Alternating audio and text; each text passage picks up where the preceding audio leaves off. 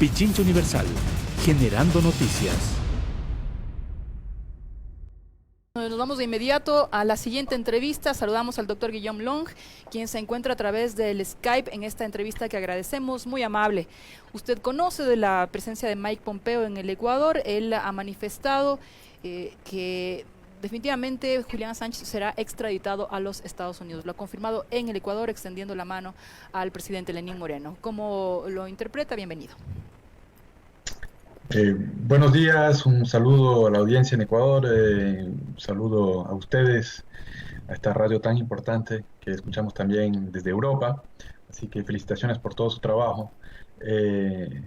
Bueno, no le corresponde a Mike Pompeo decidir si Julian Assange será extraditado, ¿no? Lo anuncia como que si ellos fueran pues los que toman esa decisión, y claramente no la toman, o si la toman pues hablan muy mal de la soberanía británica y de las cortes británicas, ¿no? Es verdad que Estados Unidos está ejerciendo presión, que está pidiendo la extradición de Julian Assange, pero todavía es un asunto que lo tienen que resolver las cortes británicas. Hay básicamente tres pasos. El primero es un paso, diría yo, político, ¿no? Que le corresponde al Home Office, es decir, el Ministerio del Interior británico, y el ministro del Interior habrá que ver qué rol juega ahora en este nuevo gobierno británico que se inicia ahora, pero el ministro del Interior del gobierno de Theresa May había dado luz verde para la extradición de Assange. Luego, esa luz verde permite que la extradición de Assange sea tratada en las cortes, en el sistema de justicia británico, y ahí los jueces tendrán que decidir si se lo extradita o no. Y finalmente hay un último filtro que vuelve al ámbito de la política, vuelve al Ministerio del Interior una vez que el juez ha tomado su decisión y, digamos, el gobierno tiene la última palabra para ver si se extradita o no a Julian Assange. Es un proceso que ya nos han anunciado, empezará en febrero, en las Cortes británicas va a empezar en febrero del año 2020, así que faltan todavía algunos meses antes de que se decida definitivamente en el Reino Unido si se va a extraditar a Assange. Entonces, Pompeo anuncia eso como suelen hacer ellos, ¿no? En el gobierno de Trump, como que si ellos mandaran en cada rincón del mundo. Lastimosamente, sin duda alguna, tienen mucho poder, lo estamos viendo en Ecuador, ¿no? Como pisotean la soberanía de diferentes países, incluyendo lastimosamente el nuestro, pero no tienen por qué anunciar eso, porque claramente si es que la justicia británica es independiente y debería serlo del poder de otro país, de los Estados Unidos, pues todavía podría negar. Es posible que todavía se niegue la extradición del señor Assange, y para eso obviamente se tiene que hacer mucha presión política. Dentro del Reino Unido vemos varias fuerzas políticas, de opinión pública, hay también periodistas que ni siquiera le querían mucho a Assange, pero que están empezando a decir, bueno, pero no lo queríamos mucho, pero extraditarlo a Estados Unidos por libertad de expresión, tampoco les gusta mucho la idea. Y obviamente la opinión pública mundial, que también tiene un rol que jugar para defender, pues, yo diría, el periodismo, la actividad periodística, la libertad de expresión, los lanzadores de alerta, porque esto es claramente un intento de intimidación ejercido desde los Estados Unidos en contra de todos los periodistas libres del mundo.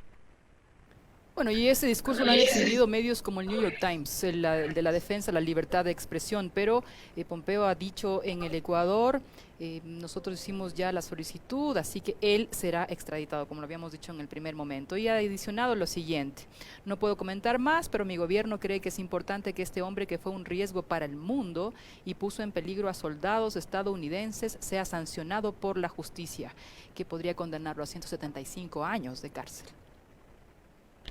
Sí, es realmente lamentable, ¿no? Es que, digamos, la persona que denunció, cumpliendo con sus actividades periodísticas, como periodista que es, ¿no?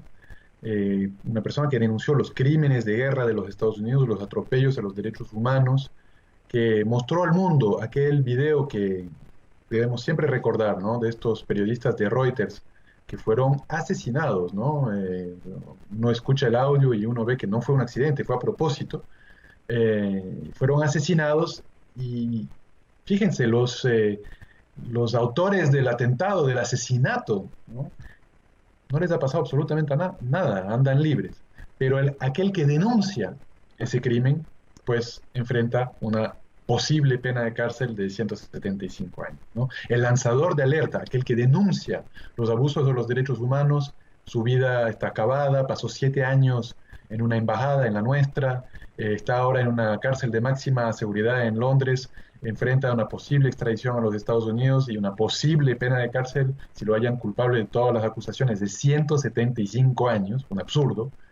Y quienes cometieron los crímenes que él denunció no les ha pasado absolutamente nada. Yo creo que eso habla muchísimo del mundo en el que vivimos, de las asimetrías de poder, de la arrogancia de quienes detienen ese poder y abusan de él.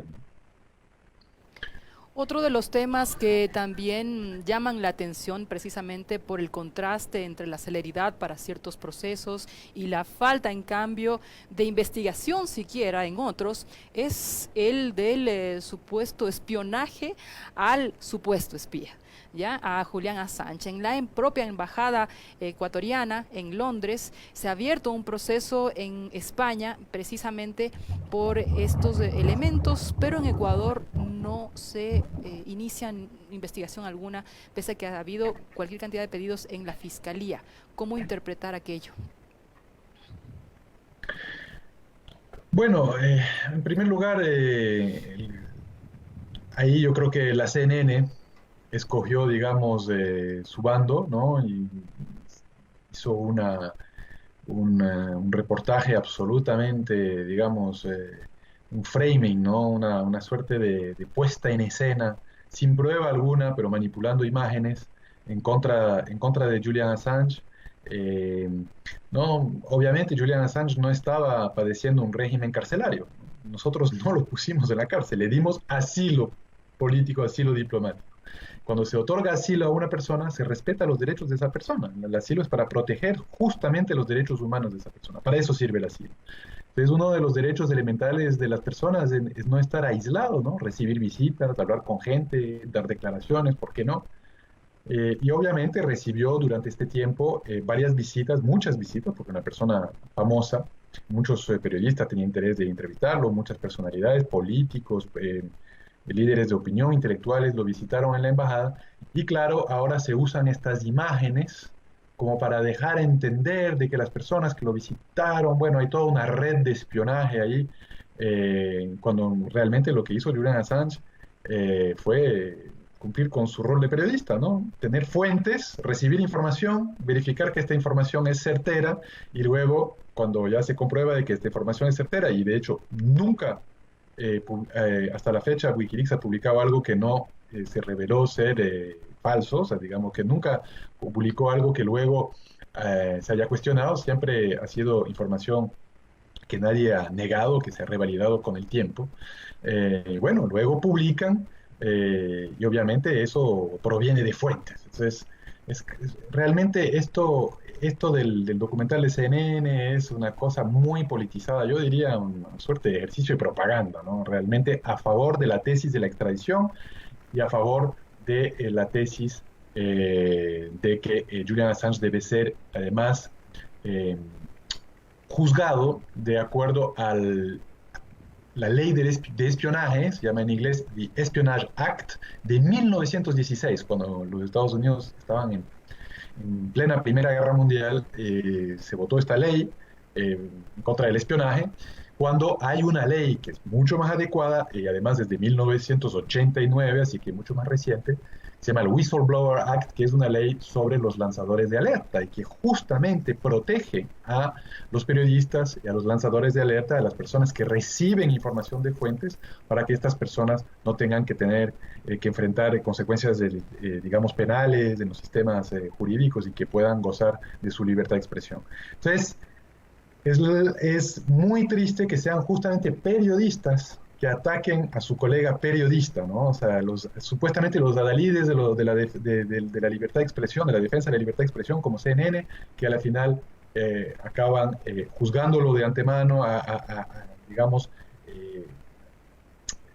echando leña al fuego, abundando, digamos, en el sentido de la tesis de que se trata de espionaje, cuando en realidad no se trata de espionaje, ¿no? Y además, bueno, obviamente ahí hay la CNN también tratando o sea, dejando entender que el gobierno del presidente Rafael Correa y sus representantes diplomáticos colaboraron de alguna manera con esta red, lo que es absolutamente falso. Bueno, por suerte ya no estamos en los tiempos del único discurso, hay la emergencia de los medios alternativos, de las redes sociales y de los medios públicos que en este caso pueden develar la otra verdad y el otro relato.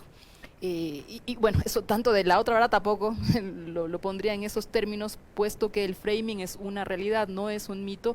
El framing es el enmarcamiento, amigos y amigas, es solamente obtener una foto de lo que me interesa sacar en las noticias para posicionar una matriz discursiva. Ese es el framing. Y el framing también ha alcanzado a otro elemento, con esto concluyo el tema internacional, doctor Long, a Olavini, que también colocó, en el caso de la CNN, una noticia respecto de que autoridades ecuatorianas revelaron que se encontró elementos que comprometen al sueco en actividades de espionaje, cuando hasta el momento no se ha presentado prueba alguna y se mantiene este proceso ahora involucrando a otro cercano colaborador para tratar de quizá forjar algún tipo de conexión con Julian Assange. ¿Cómo lo ve? Sí, bueno, eso tiene que ver también con el contexto doméstico, ¿no? Tenemos una justicia en el Ecuador intimidada, secuestrada, amedrentada. Veía anoche un tuit de uno de los evaluadores de la Corte Nacional de Justicia amenazando a una jueza, ¿no? Diciéndole más o menos, si usted no vota así, bueno, tenga mucho cuidado. No me acuerdo exactamente cuáles fueron las palabras exactas del tuit, pero poniendo ojo con esta jueza, poniendo el nombre, así, o sea, un acto abierto de intimidación. Entonces, ese es el estado, digamos, de arbitrariedad en el que está inmerso el Ecuador, y una de las víctimas de esta arbitrariedad jurídica absoluta es Olavini, ¿no? Y hablando de framing, ¿no? De esta, como yo le llamo, puesta en escena, ¿no? Es como todo un show. Es increíble, ¿no? Como las únicas imágenes o las únicas cosas que tenía en contra de Olavini, y así para sembrar la duda y para generar zozobra, eran fotos al inicio, yo recuerdo muy bien, de discos duros, de pendrives, de USBs, de así cosas que obviamente la gente que se dedica al digamos, a encriptar, porque Olavini es una de las personas que más bien al revés ha militado toda su vida para la privacidad en el Internet, la privacidad ciudadana, la seguridad cibernética, estas cosas. Bueno, los tenían, la policía lo había puesto como que si fue, como suelen hacer, ¿no? Cuando decomisan armas o cuando decomisan droga, ¿no? Aquellos ladrillos de cocaína los ponen así en el piso y los ponen. Habían hecho lo mismo con este material de trabajo de Olavini, ¿no? Los discos duros, ahí los habían puesto como si eran armas letales. Impresionante. A mí me impactó muchísimo la manipulación de la imagen, la manipulación digamos, de generando un hecho penal a través de una cosa absolutamente normal. Y claro, ser amigo de Julian Assange en este momento y vivir en el Ecuador es ya por sí peligroso, y lo están enjuiciando básicamente por sus amistades y no por ninguna prueba. Aspiro a que algún juez sensato deje esta persecución, abandone esta persecución. Necesitamos valor, ¿no? Necesitamos gente que tenga coraje, que ose oponerse a este golpe de Estado judicial que hemos estado padeciendo en los últimos 2 años. Desde la consulta popular del 2018 ha sido un golpe judicial que ha ido increciendo, que ha ido creciendo, que ha ido realmente alcanzando proporciones absolutamente graves. Aspiro que ya es tiempo que los jueces de la patria realmente se rebelen y no acepten ese tipo de intimidación y ese tipo de politización de la justicia. Ahora vamos al tema de la política ecuatoriana, doctor Long. Le vimos en sus redes sociales activo con compatriotas en el exterior preocupados por la situación en el Ecuador. ¿Cuáles han sido las mayores preocupaciones que han evidenciado? Son múltiples, ¿no? Evidentemente hay, yo creo que varias que saltan a la vista. Ya hemos hablado de la persecución política. Creo que la persecución política a los dirigentes de la Revolución Ciudadana, básicamente a la oposición, porque los únicos que hoy hacen oposición son quienes de cerca o de lejos están vinculados a la Revolución Ciudadana. Hay algunos otros actores, pero la mayoría de la oposición en el Ecuador es básicamente lo que podríamos denominar, aunque no le guste a Rafael Correa, pero el correísmo, ¿ya? Ya todos los que han sido influyentes, que tienen poder de convocatoria, de liderazgo, experiencia en la dirigencia, básicamente han logrado aislarlo, los han presionado, los han perseguido para que salgan del país, ¿no? O enfrenten penas de, digamos, ni siquiera, o sea, simplemente prisión preventiva, hasta averiguar si le metemos juicio o no. Obviamente nadie quiere estar sobre todo en la actualidad, cuando hay tanta arbitrariedad, nadie quiere enfrentar una prisión preventiva. Entonces muchos han tenido que salir del país perseguidos. Algunos de nuestros mejores cuadros no pueden estar en el Ecuador en este momento, y eso le conviene muy bien al poder del turno, porque el no tenerlo en el país es tenerle anulado a X persona para que no haga política en el Ecuador. Lo que quieren es tenerlos fuera. Entonces, esa es una cosa que obviamente se vive mucho en el exterior. Creo que nuestros hermanos migrantes están muy conscientes de los niveles de persecución política a lo que estamos sujetos quienes defendemos la Revolución Ciudadana. Entonces, su voz se ha elevado en ese sentido. Y digamos, el correlato de eso es el retorno del neoliberalismo, ¿no? Ya hemos hablado un poco del realineamiento del Ecuador dentro del ámbito tradicional, el patio trasero de los Estados Unidos. Eso tiene diferentes consecuencias, algunas más en el ámbito de seguridad, ¿no? Y de soberanía. En la entrega de una pista aérea en Galápagos a los Estados Unidos es una vergüenza nacional, sobre todo después de haber sido la sede de la mayor base norteamericana en América Latina, la base de Manta. Volver a eso realmente es una vergüenza nacional y es prohibido por nuestra Constitución. Desde ahí, obviamente, yo creo que hay un clamor ciudadano necesario, ¿no?, para recuperar la soberanía, más allá de la ideología política. Es muy importante, debemos ser patriotas y debemos saber ser patriotas, pero también tiene su correlato económico, que es, digamos, la llegada del Fondo Monetario Internacional, las viejas recetas del FMI, de ajuste estructural, empobrecer a la población para ajustar las cuentas, para que el Estado no tenga básicamente que prelevar el impuesto a los más ricos, ¿no? Que eso es lo que no quiere, ¿no?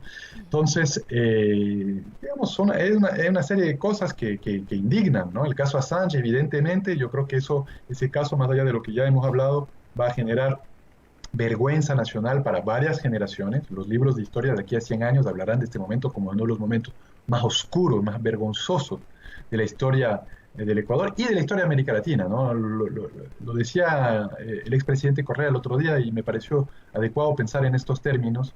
¿Quién le va a pedir de aquí a futuro un asilo político al Ecuador? Nadie. Todos van a decir, no, este país no hay que pedir el asilo porque violan el derecho internacional, se echan para atrás y te entregan nomás, ¿no? Y puede ser incluso que, digamos, esa imagen de alguna manera afecte al resto de América Latina, ¿no? Que América Latina, que ha tenido una trayectoria histórica, sobre todo desde la Convención de Caracas de 1954, a favor del asilo. América Latina, que era famosa en el mundo entero por tener un derecho de asilo y bueno, y respeto a ese derecho de asilo, acaba de ser manchada la imagen de América Latina como región que otorga el asilo y defiende los derechos humanos de los asilados. Entonces, esto realmente es una vergüenza para los ecuatorianos, una vergüenza para los latinoamericanos. Entonces, los ecuatorianos de afuera que viven eso, que eran muy orgullosos de su Ecuador. Una de las constantes de los migrantes de afuera era que después de haber perdido la autoestima, después incluso de haber salido de su país porque su país no le brindaba condiciones elementales para poder vivir allí, con la Revolución Ciudadana recuperaron la autoestima, recuperaron ese sentimiento de orgullo de ser ecuatoriano, y obviamente con el gobierno actual lo vuelven a perder. Estuvo Lenín Moreno hace poco tiempo en París y es impresionante, las visitas de Lenín Moreno afuera son pero casi que secretas, ¿no? Entra por la puerta de atrás, sale por la puerta de atrás, no hay ningún encuentro con la comunidad migrante, cero. Hay 60 personas en la sala, todos con invitación, generalmente el cuerpo diplomático y alguno que otro empresario. O sea, no cruzan ni la calle a saludar a su gente porque hay un rechazo masivo y obviamente para Lenín Moreno es incómodo tener que enfrentar la ira, el coraje de la gente humilde, la gente migrante, la gente ecuatoriana afuera. Cierro con esta pregunta y agradezco mucho por la entrevista. Usted es uno de los rostros que hoy representan a la Revolución Ciudadana y ha sido sin duda uno de los ideólogos de esta última etapa o la más reciente etapa. ¿Hay alguna estrategia de retorno, de pronto renovación en los rostros o precisamente la presencia de cuadros como el suyo, como el de Pavel Muñoz, en un retorno al poder político? Bueno, yo creo que todos tenemos una responsabilidad histórica de ser activos, cada cual jugando un rol diferente. Yo quisiera estar en Ecuador, no he podido estar presente en Ecuador, he tratado de ser activo afuera. Creo que hay un trabajo también de convencimiento muy importante que hay que realizarlo afuera para que la comunidad internacional se dé cuenta de lo que está aconteciendo en Ecuador. No. Ecuador es un país pequeño, a veces no se lo trata en los medios internacionales con la debida importancia. Todo el mundo, para simplificar, todo el mundo sabe lo que está aconteciendo en Brasil con el caso Lula, que es tan emblemático. No siempre se conoce lo que está pasando en Ecuador. Entonces yo creo que juego un rol importante afuera para concientizar, para estar un poco comunicando sobre lo que acontece en el Ecuador. Nuestros legisladores en la Asamblea Nacional juegan un rol, yo diría, muchísimo más importante. Mi apoyo, mi abrazo solidario, mi fraternidad, mi admiración, porque sé que ellos realmente te enfrentan un clima muy difícil, con mucha intimidación. Yo, de alguna manera, estoy afuera, un poco protegido de todo esto. Ellos no. Pero sí, por supuesto, tenemos que siempre estar buscando nuevos liderazgos, tener nuevos cuadros, trabajar muchísimo con la juventud. La Revolución Ciudadana, si bien tiene un líder emblemático que es Rafael Correa, tiene que tener muchos líderes, miles de líderes, líderes barriales, líderes locales, líderes nacionales. Tenemos que realmente tener muchísimos representantes de este anhelo ecuatoriano, popular, soberano, de volver a tener patria. Muchísimas gracias al ex canciller de la República, Guillaume Long. Éxitos en sus actividades, muy amable por este tiempo. Retomaremos el diálogo para otros temas. Muchas gracias. Muchas gracias. Pichincha Universal. Aquí se escuchan bien las noticias.